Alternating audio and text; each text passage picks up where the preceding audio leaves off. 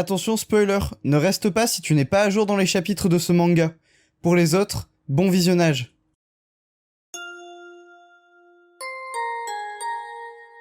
Bonjour à tous, c'est Sadiste et on se retrouve aujourd'hui pour la review du chapitre 425 de My Hero Academia et j'espère que j'aurai assez de voix pour la faire parce que comme vous pouvez l'entendre, j'ai pas beaucoup de voix mais ça devrait bien se passer. Et la raison à ce manque de voix, c'est bien sûr que j'ai hurlé en voyant ce putain de chapitre. Très honnêtement, il est incroyable, hein, vraiment vous allez voir quand on va avancer dans la review, il se passe des choses. Voilà, j'en dis pas plus mais c'est vraiment un banger. Également, si vous voulez que je retrouve l'intégralité des capacités de ma voix assez rapidement, n'hésitez pas à cliquer sur le bouton s'abonner et également le bouton pouce bleu. On essaye d'atteindre les 50 000 abonnés avant la fin de My Hero Academia. Il ne nous manque que 1300, 1400 abonnés, donc c'est largement faisable. N'hésitez pas à smasher ce bouton si vous n'êtes toujours pas abonné. Rappelez-vous, la semaine dernière, nous avions vu que Izuku s'était fait un dégradé. Certains élèves étaient à l'hôpital, notamment on a vu Bakugo et Izuku, et le chapitre s'était terminé avec les élèves qui retournaient à Yue. Donc on n'a pas eu beaucoup de temps ni beaucoup d'explications sur qui était blessé, à quel point ils étaient blessés. J'espère qu'on aura plus d'indications dans les chapitres à venir. Mais pour le moment, ce chapitre va se focaliser sur le retour à l'école. Bref, sur ce, générique.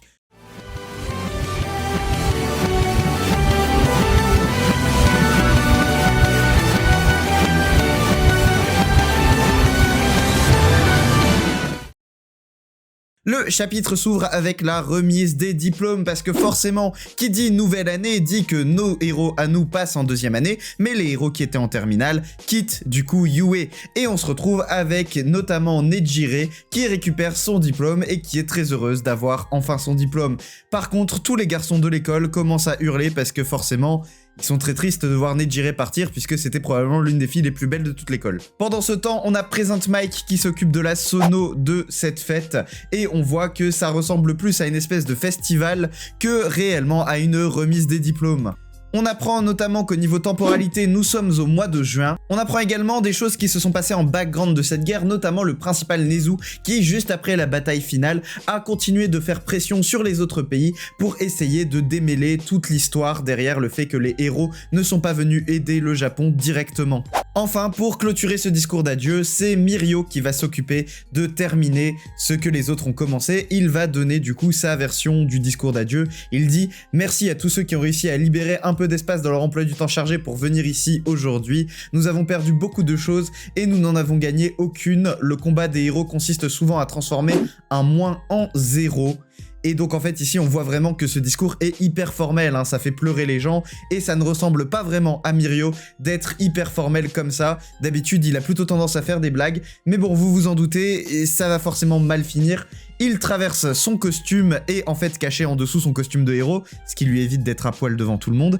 Et on voit derrière lui une espèce de tête géante traverser le mur. En fait ici il a quand même fait une blague pour clôturer ce discours d'adieu. Mais revenons-en à nos moutons, et quand je parle de moutons je veux bien sûr dire les élèves de la classe 1A qui sont maintenant en deuxième année, donc en classe 2A. Et on apprend que leur professeur principal cette année sera toujours Aizawa, puisque compte tenu de ce qui s'est passé l'année dernière, ils ont décidé de garder le même professeur principal.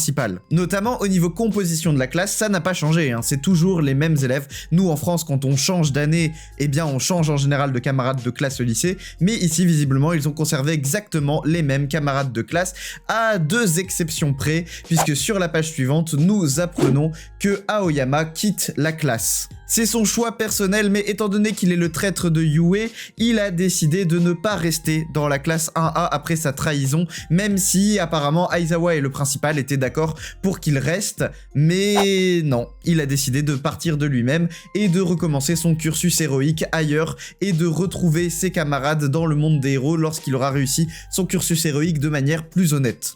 Mais une mauvaise nouvelle en cache une bonne, et la bonne nouvelle c'est que Shinzo rejoint officiellement la classe A. Il devient donc un élève à part entière de la filière héroïque et rejoint la classe 1A, comme ça aurait pu être prévu, hein. On l'avait vu lors de l'année précédente, l'année scolaire précédente, que Shinzo faisait tous les efforts possibles pour rejoindre la filière héroïque, et ici il rejoint donc la classe de Izuku, la classe A. Ce qui d'ailleurs fait oublier à tout le monde le fait que Aoyama se barre, hein. Clairement, ils ont tous zappé Aoyama et sont tous concentrés sur le fait que Shinzo est enfin un élève officiel de la classe. D'ailleurs, le fait que Aoyama utilise son alter pour attirer l'attention commence à faire réapparaître Toru Hagakure, et c'est la première fois que certains élèves de la classe voient à quoi ressemble Toru, notamment Mineta qui ne peut pas s'empêcher de réagir en disant que Dieu était là depuis le début, puisqu'il trouve que Toru forcément est hyper belle, et comme il n'avait jamais vu à quoi elle ressemblait, il est hyper étonné de voir qu'elle est super belle. S'ensuit l'intervention de Mawata Fuwa, une élève qui est cette année en 3e année, donc dernière année, hein, l'équivalent de la terminale chez nous. Elle est en 3e année de la filière super héroïque, et elle dit qu'elle va superviser la reconstruction de certains bâtiments, notamment avec les élèves de 2e année. Donc on sait ce que nos élèves vont faire dans les prochains jours, semaines, mois. Ils vont probablement aider à la reconstruction sous les ordres de Mawata Fuwa, qui est une élève de terminale. On se retrouve après les cours et on voit nos élèves quitter tranquillement la classe. On voit d'ailleurs Uraraka qui réagit à la coupe de cheveux d'Izuku et qui lui dit qu'elle espère que ses cheveux vont vite repousser. Elle n'a pas trop l'air d'aimer la nouvelle coupe de cheveux d'Izuku, ce qui fait un peu l'unanimité, hein, pour le coup. C'est vrai que sa coupe de cheveux est dégueulasse, son dégradé est vraiment raté. Mais bon, elle l'explique et on s'en doutait déjà, si ses cheveux ont été rasés, c'est pas par style, c'est uniquement pour ses blessures au niveau de son crâne, pour pouvoir les soigner. Donc ses cheveux vont vite repousser, on l'espère, parce que là vraiment, ça va pas du tout. Et on arrive sur la page suivante, les gars, et là, merci Horikoshi. Le GOAT a encore cook. Nous qui pensions qu'on allait se diriger lentement vers une fin tranquille de My Hero Academia, qu'est-ce qu'on voit pas? On voit quelqu'un en train de pleurer, avec visiblement des blessures au niveau de la mâchoire, qui avance, et sur la page d'après, on voit qu'il s'accroche au mur, il porte une espèce de camisole, on sait pas trop ce que c'est, et on le voit marcher dans les décombres. Donc cette personne a les cheveux noirs, il a l'air assez jeune, je dirais soit l'âge d'Izuku, soit plus jeune. On voit qu'il a les doigts blessés, le bout des doigts blessés, et la bouche complètement blessée, hein. On voyait sur la page suivante que la bouche était complètement blessée, et que c'était en train de se reconstruire. Et on voit ses pieds, et on voit qu'il marche dans les décombres. Et maintenant, comme c'est les seules infos qu'on a là-dessus, c'est la partie théorie rapidos. Les gars, est-ce que ce serait pas Tenko Shimura? Est-ce que ce serait pas Tenko qui, je ne sais pas comment, ne serait pas mort? Alors, ma théorie, c'est que Izuku, du coup, a vaincu Shigaraki, a tué Shigaraki. Donc on a vu Shigaraki disparaître, mais il faut pas oublier que Shigaraki possédait quand même beaucoup d'altères, dont des altères de régénération. Est-ce que ce serait pas l'alter de régénération qui a reconstruit le corps de Shigaraki, mais avec la conscience de Tenko? D'où le fait qu'il a les cheveux noirs, comme Tenko. Et si c'est le cas, c'est une dinguerie, parce que ça veut dire autre chose. Ça veut dire que si Tenko n'est pas mort, le One for All est encore en lui, puisque Izuku a transféré volontairement le One for All à Shigaraki, donc Tenko ici. Donc si Tenko a le One for All, il peut le rendre à Izuku. Et oui, Izuku n'est peut-être pas sans alter, la team. Peut-être que Izuku va récupérer le One for All via Tenko qui lui rendrait. C'est qu'une théorie, hein. Mais si c'est le cas, banger, incroyable.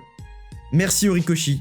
J'en profite pour faire un pont à tous les rageux qui disaient que Izuku avait pas sauvé Shigaraki puisque Shigaraki était mort. Et bien ici vous avez la preuve qu'il faut laisser Horikoshi cook et que vraiment ici il nous a cuisiné quelque chose. Oh là là là là, le goût du poulet, j'ai envie de chialer, c'est incroyable. Mais bon, on n'a pas plus d'infos que ça et tout ce qu'on apprend par la suite c'est quelques infos sur la famille Todoroki. Notamment le fait que Shoto ne viendra peut-être pas à la fête d'adieu parce qu'il a visiblement quelque chose à faire aujourd'hui de très important.